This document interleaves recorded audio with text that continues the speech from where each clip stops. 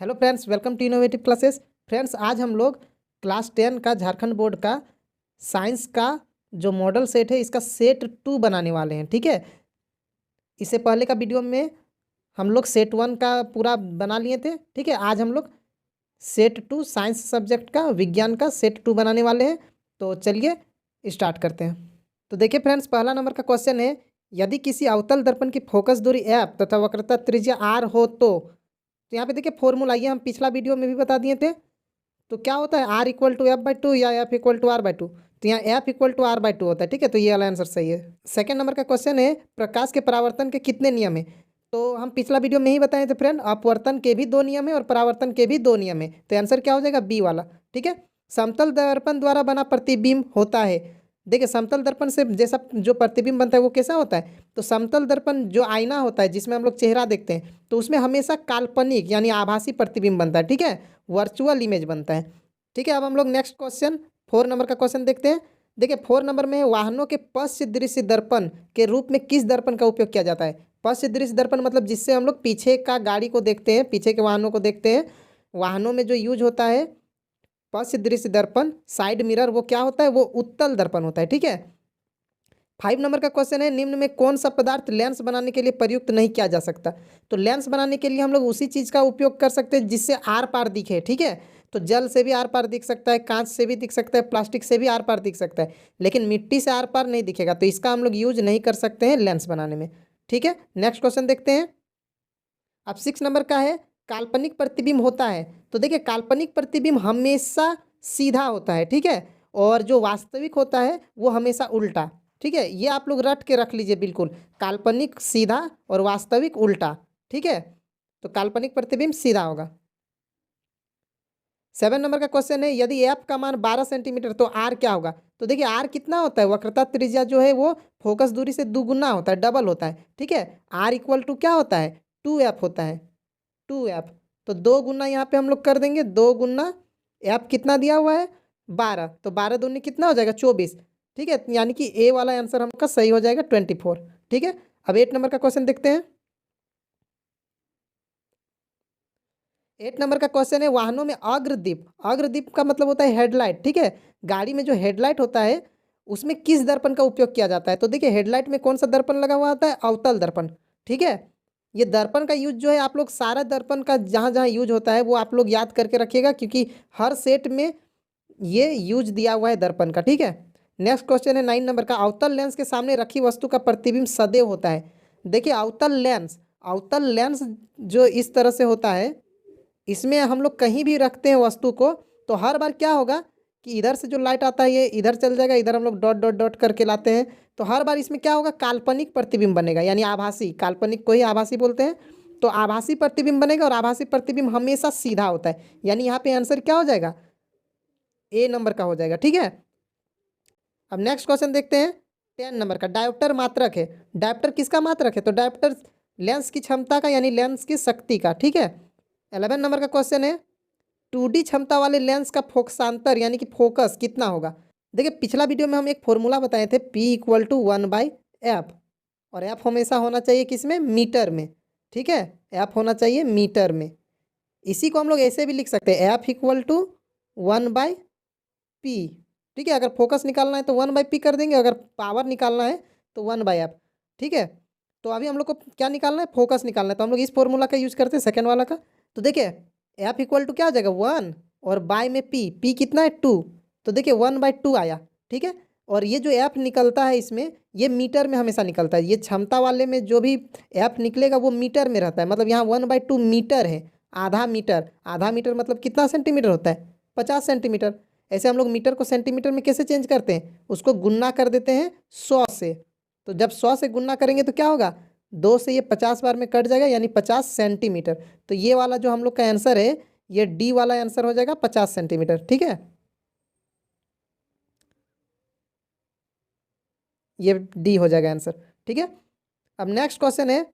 अब देखिए 12 नंबर का क्वेश्चन है, इसमें बोल रहा है कि आँख के रंगीन भाग को क्या कहते हैं। तो देखिए, किसी का आँख का रंग काला होता है, किसी का ब्राउन होता है, किसी का नीला होता है। ठीक है, तो वो रंग जो है आँख का रंग वो किसके कारण होता है, तो वो होता है आइरिस के कारण। ठीक है, तो आइरिस होगा। और आइरिस को, ये इंग्लिश वर्ड है, इसको हिंदी में बोला जाता है परितारिका। तो देखिए यहाँ परितारिका भी ऑप्शन दिया हुआ है, ठीक है।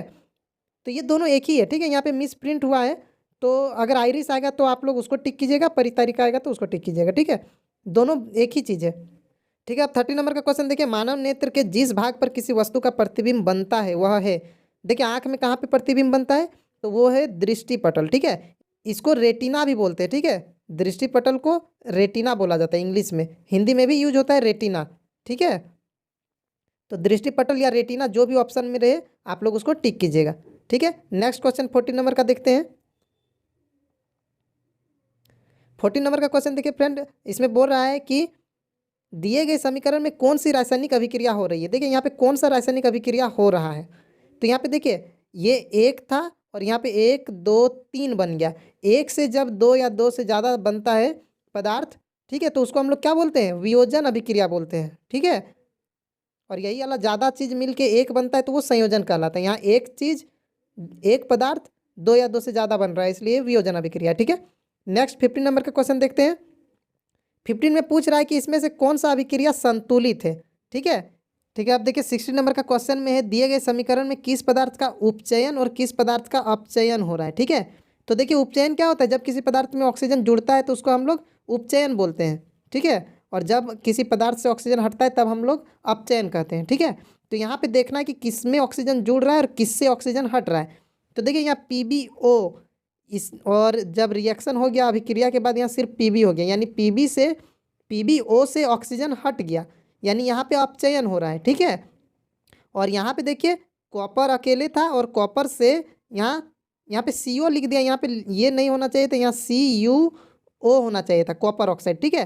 तो देखिए कॉपर से कॉपर ऑक्साइड, यहाँ पे अकेले कॉपर था, अब यहाँ कॉपर का ऑक्साइड हो गया, यानी कि कॉपर में ऑक्सीजन जुड़ा, यानी उपचयन किसका हो रहा है, जिसमें ऑक्सीजन जुड़ रहा है, तो कॉपर में ऑक्सीजन जुड़ रहा है ना, तो कॉपर का उपचयन हो रहा है, ठीक है। और इससे ऑक्सीजन हट गया PbO से, ठीक है, तो ये इसका अपचयन हो रहा है, ठीक। कॉपर का उपचयन और PbO का अपचयन हो रहा है, ठीक है। मतलब यहाँ पे हम लोग का आंसर कौन सा होगा, B नंबर का होगा।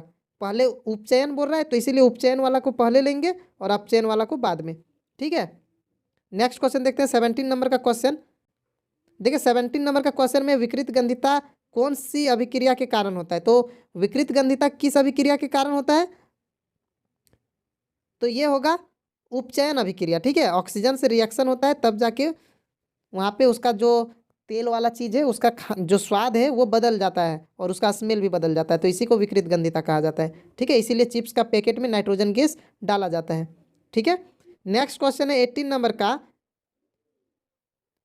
चूने से सफेदी करते समय चूना में पानी डालने पर उष्मा निकलती है, इसमें कौन सी अभिक्रिया होती है, देखिए उष्मा निकलती है, तो उष्मा निकलती है इसका मतलब क्या है, जब उष्मा निकलता है तो उसको कौन सा अभिक्रिया कहते हैं, उष्मा क्षेपी अभिक्रिया कहते हैं, ठीक है।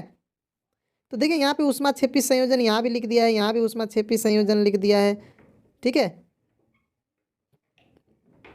तो यहाँ 2 गो उष्मा क्षेपी लिख दिया है, उष्मा क्षेपी अभिक्रिया ऐसे कहते हैं, ठीक है। तो यहाँ पे उष्मा क्षेपी तो 2 ऑप्शन दे दिया है, तो उष्मा क्षेपी आप लोग को याद रखना है, ठीक है। जब उष्मा निकलता है तो उसको उष्मा क्षेपी अभिक्रिया कहते हैं, ठीक है। नेक्स्ट नंबर का क्वेश्चन देखते हैं। नेक्स्ट क्वेश्चन है 19 नंबर, लोहे की कील को कॉपर सल्फेट के विलयन में डालने पर कॉपर सल्फेट के विलयन का नीला रंग धूसर हो जाता है और इस प्रक्रिया में कौन सी अभिक्रिया हो रही है, ठीक है। तो देखिए इसमें कौन सा अभिक्रिया होगा, विस्थापन अभिक्रिया, ठीक है। क्योंकि कॉपर सल्फेट का विलयन से आयरन क्या करता है, उसको कॉपर को हटा देता है, तो ये विस्थापन अभिक्रिया होता है, ठीक है। नेक्स्ट 20 नंबर का क्वेश्चन, निम्नलिखित में कौन प्राकृतिक सूचक है, तो प्राकृतिक सूचक क्या होगा, तो ये लिटमस होगा, ठीक है। लिटमस प्राकृतिक सूचक है। अब 21 नंबर का क्वेश्चन देखते हैं, इसमें बोल रहा है कि निम्नलिखित में से किस पदार्थ में लिटमस पत्र डालने पर वह लाल नहीं हो जाएगा, ठीक है, लाल नहीं होगा। तो देखिए ये जो पहला नंबर है HCl, ये क्या है, एक अम्ल है, अम्ल क्या करता है, नीला को लाल करता है, ठीक है। लेकिन हम लोग को पूछ रहा है लाल नहीं करेगा, तो ये तो होगा नहीं। ये सेकेंड वाला भी एक अम्ल है नाइट्रिक अम्ल, तो ये भी तो लाल करता है नीला को, यानी ये भी आंसर नहीं होगा।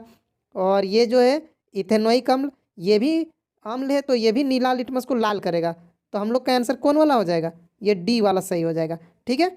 अब 22 नंबर का क्वेश्चन देखते हैं, इसमें बोल रहा है कि दिए गए किस लवण में क्रिस्टलीकरण का जल मौजूद है, तो देखिए क्रिस्टलीकरण में जब भी बोलेगा तो यहाँ पे जब H2O लिखा हुआ रहता है ना बगल में, जैसे कि प्लास्टर ऑफ पेरिस में होता है 1/2 H2O लास्ट में लिखा हुआ रहता है, तो जिसमें इस तरह लास्ट में H2O लिखा है वही क्रिस्टलीकरण का जल है। ठीक है, तो यही वाला हम लोग का आंसर होगा। अब 23 नंबर का क्वेश्चन देखिए फ्रेंड, इसमें पूछ रहा है कि अग्निशामक यंत्र में किस लवण का प्रयोग किया जाता है। ठीक है, तो देखिए अग्निशामक में किस लवण का उपयोग किया जाता है, तो ये होता है खाने का सोडा। ठीक है, baking soda, sodium hydrogen carbonate. ठीक है, अब 24 नंबर का क्वेश्चन है, ये देखिए जल की अनुपस्थिति में हाइड्रोक्लोरिक अम्ल अपना अम्लीय गुण प्रदर्शित नहीं करता है, क्योंकि देखिए जल की अनुपस्थिति में यानी जब जल नहीं है तो ये हाइड्रोक्लोरिक अम्ल अम्लीय गुण नहीं दिखाएगा। क्यों नहीं दिखाएगा? क्योंकि उस समय हाइड्रोजन आयन जो है वो मुक्त नहीं होगा। ठीक है, मतलब उसमें हाइड्रोजन आयन उपस्थित नहीं रहता है। ठीक है, तो इसमें बी नंबर हो जाएगा। अब 25 नंबर का क्वेश्चन देखते हैं। इसमें क्या बोल रहा है, पदार्थ ए बी सी डी का पीएच मान 2, 7, 10 और 14 है। यह पदार्थ में कौन अम्ल है? तो देखिए अम्ल हम बताए थे पीएच पेपर जो बताए थे। ठीक है, इस तरह से पीएच स्केल होता है, बीच में 7 होता है, 7 से अधिक अगर होता है तो क्षारीय हो जाता है, 7 से कम होता है तो अम्लीय हो जाता है। ठीक है, तो अम्ल यहाँ पे 7 से कम कौन है? 2 वाला। ठीक है, यानी कि ए का 2 है ना, तो ये वाला आंसर हो जाएगा, ये अम्लीय होगा। ठीक है, 7 रहने से उदासीन होता है, 7 से ज़्यादा होने से क्षारीय हो जाता है। ठीक है, ये समझ में आ गया। अब नेक्स्ट वाला देखते हैं। अब 26 नंबर का क्वेश्चन है फ्रेंड्स, इसमें बोल रहा है कि इस चित्र में कौन अभिक्रिया हो रही है। तो देखिए इस चित्र में कौन सी अभिक्रिया हो रही है, यहाँ पे देखिए सूर्य का प्रकाश आ रहा है तो यहाँ पे वियोजन का अभिक्रिया हो रहा है। ठीक है, वियोजन अभिक्रिया, यहाँ पे आंसर क्या होगा? वियोजन। ठीक है, 27 नंबर का क्वेश्चन है, शरीर में उत्पन्न हानिकारक अपशिष्ट पदार्थों को शरीर से बाहर निकालने की प्रक्रिया किस जैव प्रक्रम में होती है। तो देखिए शरीर से हानिकारक पदार्थों को बाहर निकालना क्या है? उत्सर्जन है। ठीक है, ठीक है, 28 नंबर का क्वेश्चन देखते हैं, प्रकाश संश्लेषण में होने वाली ऑक्सीजन गैस किस यौगिक के टूटने के परिणाम स्वरूप प्राप्त होता है। तो देखिए जल के टूटने से होता है। ठीक है, जल के टूटने से। 29 नंबर है, अमीबा में किस प्रकार का पोषण होता है। तो अमीबा में कैसा होता है? प्राणी समभोजी पोषण होता है। ठीक है, ठीक है, अब 30 नंबर का क्वेश्चन देखते हैं, लार में कौन सा एंजाइम पाया जाता है। तो देखिए लार में कौन सा एंजाइम पाया जाता है? लार में टाइलिन पाया जाता है। ठीक है, अब 31 नंबर का क्वेश्चन देखते हैं, श्वसन प्रक्रिया में पायरुवेट का कार्बन डाइऑक्साइड जल और ऊर्जा में विखंडन होता है। ठीक है, तो कहाँ पे होता है ये? तो देखिए ये जो पायरुवेट है इसका जो विखंडन होता है वो कहाँ होता है? ये होता है माइटोकॉन्ड्रिया के अंदर। ठीक है, माइटोकॉन्ड्रिया में। 32 नंबर का क्वेश्चन है, पौधों में जल तथा खनिज लवण का संवहन किसके द्वारा होता है। तो देखिए जल और खनिज लवण का संवहन कौन करता है? तो वो जाइलम करता है। ठीक है, और फ्लोएम क्या करता है? पत्ता में जो भोजन बनता है उसका संवहन करता है। ठीक है, जाइलम जल का, फ्लोएम भोजन का। 33 नंबर का क्वेश्चन है, किसी समष्टि अपना अस्तित्व बनाए रखने के लिए कौन सी प्रक्रिया आवश्यक है। तो देखिए समष्टि द्वारा उसका अस्तित्व को बनाए रखने के लिए जनन बहुत ही जरूरी है, जनन के बिना उन लोग का अस्तित्व खतरे में पड़ सकता है। ठीक है,